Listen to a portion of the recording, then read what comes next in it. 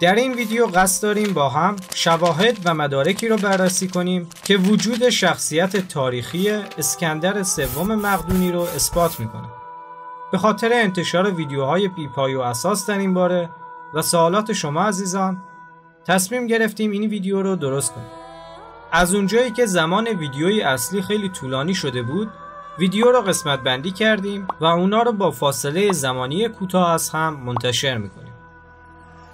پیش از شروع ویدیو جا داره از جناب آقای عابد فضلی چورتی به خاطر کمکشون به ما در نوشتن متن و نکات ارزشمندی که توش ذکر کردن تشکر کنیم.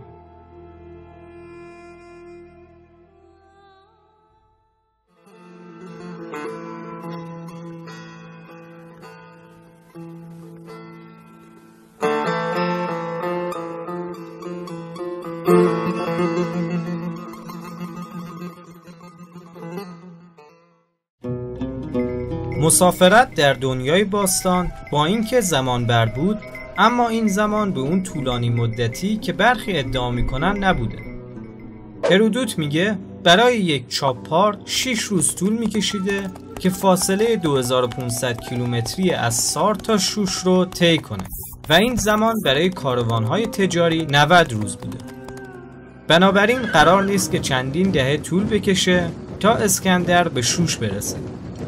مشخص هم است که هرودوت در اینجا دلیلی نداره که دروغی بگه یا اغراقی صورت گرفته باشه. جدای از این، لشکرکشی‌های شاهان هخامنشی هم با این زمانبندی طولانی و غیر واقعی همخونی نداره و اگر قرار باشه اسکندر رو به این خاطر منکر بشیم، تمام شخصیت‌های تاریخی دیگه رو هم باید انکار کنیم.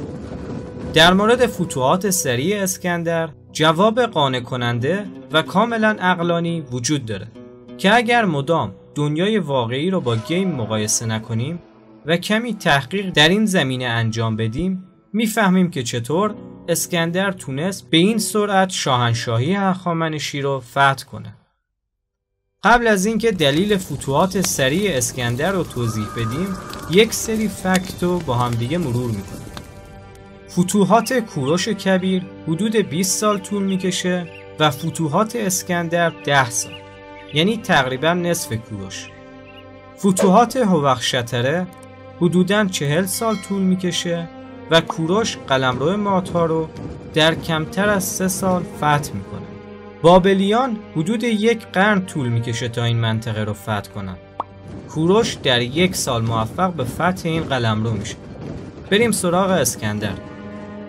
اولین نبردی که بین اسکندر و نیروهای هخامنشی در میگیره در گرانیک هستش.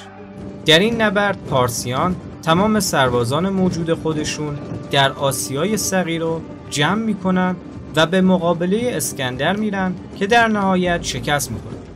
بنابراین اکثر شهرها و دشها خالی از سرباز هستن و بدون مقاومتی تسلیم میشن. البته بعضی از ساتراپی ها که از این نبرد جون سالم به در برده بودن به دشها و شهرهای خودشون برمیگردن، اما باز هم سربازانشون به قدری نبوده که مقابل مقدونیان مقاومت کنن. به همین خاطر تسلیم میشن. عده دیگه هم ترجیح میدن که به داریوش بپیوندن. اما قابل ذکره که عده‌ای هم مقاومت کردند و جالبه بدونین که تونستن در مقابل مقدونیان پیروز بشن.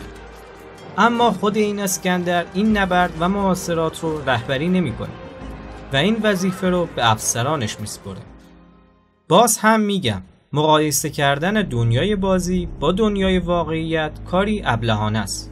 شما تو بازی کنترل یک شخصیت رو دارید، ولی اسکندر کنترل یک کشور رو در دستان خودش داشت و خیلی راحت میتونست افسرانی رو برای انجام دادن این مأموریت‌های کم اهمیت و ساده انتخاب کنه. اسکندر افسرانش رو با سربازانی میفرسته تا شهرها و دشهایی که مقاومت میکردن رو فرمان بردار کنه و خودش به پیشروی ادامه میده. درست همین اتفاق موقع فتح لیدی به دست کوروش هم میفته. کوروش پس از فتح سارد شخصاً به سمت باختر لشکرکشی میکنه و فرماندهان خودش رو که معروفترینشون هم هارپاگ بود مأمور فتح دولت شهرهای یونانی آسیای صغیر میکنه. پس از نبرد ایسوس هم همین فرمول تکرار میشه. البته شهر غزه و یکی دو شهر دیگه مقاومت میکنن که اونا هم کاری از پیش نمیبرن و در نهایت فتح میشن. مصر هم با توجه به اینکه تمام سربازانشو برای نبرد ایسوس فرستاده بود، در مقابل یونانیان بدون سرباز میشه و در نتیجه خودش رو تسلیم مقدونیان میکنه. چیزی که باعث میشد شهرها انقدر راحت به اسکندر تسلیم بشن این بود که اکثر این ساتراپی ها میتونستن مقام خودشون رو در دولت اسکندر هم حفظ کنن. در ثانی اسکندر سعی نداشت خودش رو فاتحی بیگانه نشون بده و مطابق ایدئولوژیک شاهنشاهی هخامنشی رفتار میکرد. بنابراین برای ساتراپی ها قابل پذیرش بود که تسلیم بشن. نکته دیگه این که فتوحات اسکندر 3 سال طول نکشید. در سال سوم نبرد گوگمل رخ میده، نه فتح هند. فتوحات اسکندر به طور کلی از سال 336 پیش از میلاد شروع میشه و با فتح هند در سال 326 پیش از میلاد پایان میپذیره. یعنی تقریباً 10 سال طول میکشه، نه 3 سال. در مورد این مطلب گفته میشه غیر ممکنه دولت کوچیکی مثل مقدونیه امپراتوری عظیمی مثل اون چیزی که اسکندر ساخت بسازه. باید بگم که همه امپراتوری های بزرگ دنیا به همین شکل ساخته شدن. پارس‌ها در زمان کوروش دولتی کوچک و کم اهمیت بودن. حتی گفته میشه که شهر بزرگی هم نداشتن. امپراتوری روم از یک شهر شروع شد. امپراتوری بریتانیا که از شرق تا غرب گسترده بود در ابتدا جزیره‌ای کوچک بود. اما چطور دولت کوچکی مثل مقدونیه با جمعیت و ثروت کمتر تونست امپراتوری بزرگ و ثروتمند هخامنشی رو از بین ببره؟ برای جواب به این پرسش باید شما رو با مفهوم defeat in details در علوم نظامی آشنا کنیم. این عبارت به این معنی هستش که شما وقتی با یک نیروی قوی‌تر از خودتون درگیر میشید سعی میکنید نیروهای دشمن رو در زمانهایی که از هم دور هستند به صورت جدا جدا شکست بدید و از درگیری با توده عظیم خودداری میکنید. نمونهش هم جنگ‌های چریکی عراق و افغانستانه که تونست تلفات سنگینی رو به نیروهای آمریکایی و اروپایی وارد کنه. مسلماً مقایسه یک جنگ در دنیای مدرن با دنیای باستان کار اشتباهی هستش. اما ما صرفاً این مثال رو زدیم که شما بهتر با این مفهوم آشنا بشید. نمونه‌های دیگه به کار بردن این استراتژی در ابعاد تاکتیکال رو میتونیم در طول تاریخ مشاهده کنیم. نبرد جنگل تل بروک که بین نیروهای جرمن و روم در گرفت و یا نبرد گوگمل که اسکندر با سوار نظام خودش به نقاط آسیب پذیر سپاه هخامنشی یورش برد، مثالهای عالی برای این تاکتیک هستند. در ابعاد استراتژیک و کلان هم دقیقاً این اتفاق برای اسکندر افتاد. درسته که در مجموع هخامنشیان ارتشی بزرگتر از مقدونیه داشتن، اما نکته مهمی که وجود داره این هستش که هخامنشیان نمیتونستن تمام سربازان خودشون رو از سراسر شاهنشاهی جمع کنن و در یک نقطه متمرکز کنن. جدای از مشکلات لوجستیکی، اگر هخامنشیان دست به چنین عملی میزدن، ناامنی در امپراتوری به شدت افزایش پیدا میکرد و علاوه بر مقدونیان، باقی همسایه های دولت هخامنشی هم میتونستن تبدیل به تهدیدی براشون بشن. به همین خاطر جنگ هخامنشیان و مقدونیان تقسیم به چندین نبرد در سالها و ماههای متفاوت شد که در اکثر اونا سپاه هخامنشی از نظر تعداد با مقدونیان برابری میکرد و اختلاف بین دو سپاه چندان نبود. در مورد تجهیزات و ادوات جنگی باید اشاره کنیم که در زمان پدر اسکندر فیلیپ دوم اصلاحاتی در ارتش مقدونیه رخ داد. سربازی از یک امر موقتی به یک شغل حرفه‌ای تبدیل شد و دولت وظیفه پیدا کرد که تجهیزات با کیفیتی برای سربازان تأمین کند. همچنین سربازان مقدونی تمرینات حرفه‌ای و سختی رو پشت سر می‌ذاشتند. این عوامل و همچنین جنگی که به تازگی فیلیپ با یونانیان داشت و همچنین درگیری‌های اسکندر با قبایل شمالی دست به دست هم داد تا سربازان مقدونی در کنار تجهیزات با کیفیت و آموزش حرفه‌ای، تجربه دست اول جنگی داشته باشند و حسابی کارآزموده بشند. بنابراین ارتش مقدونی هیچی از ارتش هخامنشی کم نداشت.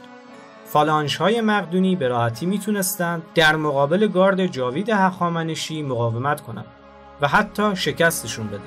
یکی دیگه از چالش‌های بزرگی که در امکان سنجی پیروزی اسکندر بر ایران مطرحه، وضع اقتصادی مقدونیه و عدم توانایی تأمین هزینه‌های جنگی توسط این دولت. این ادعا کاملا درسته و اقتصاد مقدونیه به هیچ عنوان توانایی پشتیبانی از یک جنگ تمام عیار و طولانی رو نداشت و اسکندر این موضوع رو خیلی خوب میدونست و برای همین به دنبال پیروزی‌های سریع و قاطعی در آناتولی بود تا بتونه با غنیمت‌های به دست اومده هزینه‌های مربوط به جنگ رو تأمین کنه. البته باید دقت داشته باشید که هدف اولیه اسکندر از حمله به ایران نه فتح شاهنشاهی هخامنشی که آزادسازی ایونیه بود. در نبرد ایسوس این داریوش هستش که داره به سمت آسیای صغیر میاد و اسکندر برای دفاع به مقابله او میره و پس از این پیروزی تصمیم میگیره که به پیشروی خودش ادامه بده و مصر رو هم فتح میکنه. با به دست آوردن این پیروزی ها مسلماً ارتش اسکندر گسترش پیدا میکنه و به مراتب قدرتش هم بیشتر میشه. همچنین اشراف و بزرگان دولت هخامنشی وقتی این پیروزی ها و قدرت روزافزون مقدونیان رو میبینن بیشتر تمایل پیدا میکنن تا با قدرت جدید وارد رابطه بشن تا بتونن جایگاه خودشون رو در نظام جدید حفظ کنن. بنابراین وقتی شما کامل از کارزار جنگی اسکندر مطلع بشید کاملا براتون توجیه پذیره که چطور در 10 سال تونست قدرت رو از چنگ هخامنشیان خارج کنه. راجع به لوجستیک هم مطالب زیادی وجود داره که اینجا جاش نیست، اما عده‌ای ظاهراً به اشتباه ماجرای پلوتارک از غارت کردن تخت جمشید رو به عنوان خط تدارکاتی اسکندر ذکر کردن که مشخصه کاملا اشتباه. پلوتارک در اینجا دست به اغراق زده تا نشون بده که گنجینه هایی که در تخت جمشید وجود داشته و به دست اسکندر افتاده بسیار زیاد بوده. پلوتارک میگه 3 ماه طول کشید تا تونستن گنجینه های تخت جمشید رو جمع کنن و به مقدونیه بفرستن که کاملا واضح اغراق صورت گرفته و گنج به اون عظمت و بزرگی نبوده. راجع به لوجستیک و خط تدارکاتی و مشکلات تغذیه و غیره به قدر کافی مطلب وجود داره که در صورت علاقه برید و بخونید. ما در مجموعه‌ای که راجع به اسکندر در آینده خواهیم ساخت به این مهم اشاره میکنیم. ماجرای نداشتن آرامگاه اسکندر هم داستانی مفصل داره که من به طور کلی چند تا از نظریاتی که وجود داره رو نقل میکنم. اول باید بگم که تا قرن 4 میلادی تاریخ نگاران به آرامگاه اسکندر اشاره کردن که نشون میده تا این تاریخ آرامگاهی وجود داشته. مطلب بعدی هم این هستش که خیلی از شخصیت‌های بزرگ تاریخی مثل چنگیز، همه شاهان ساسانی و همه شاهان اشکانی آرامگاهی ندارن. عدم آرامگاه به معنی عدم وجود یک شخصیت تاریخی نیست.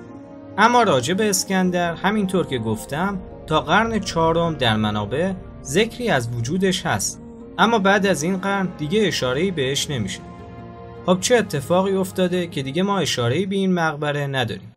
باید بدونیم که در قرن 4 و 5 مسیحیت در روم شرقی دین رسمی شده بود و مسیحیان با هر شکل بتپرستی و کافرکیشی مخالفت شدیدی می‌کردند.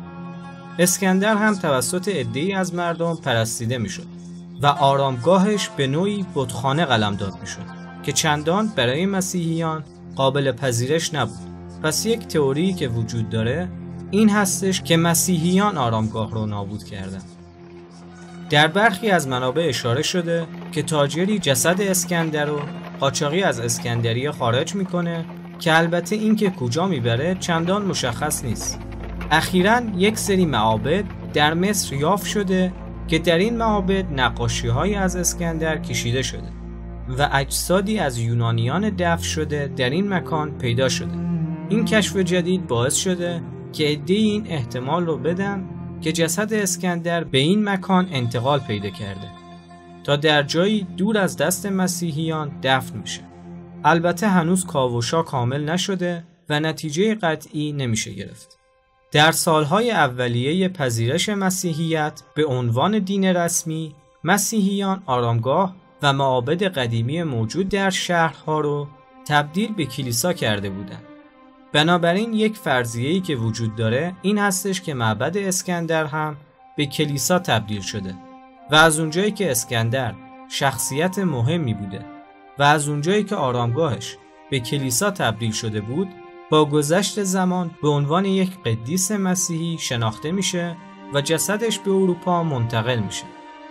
نکته دیگه‌ای که باید مد نظر داشت اینه که اسکندریه بارها و بارها توسط اقوام و گروه‌های مختلف فتح شده، غارت شده و هزار جور بلای دیگه سرش اومده.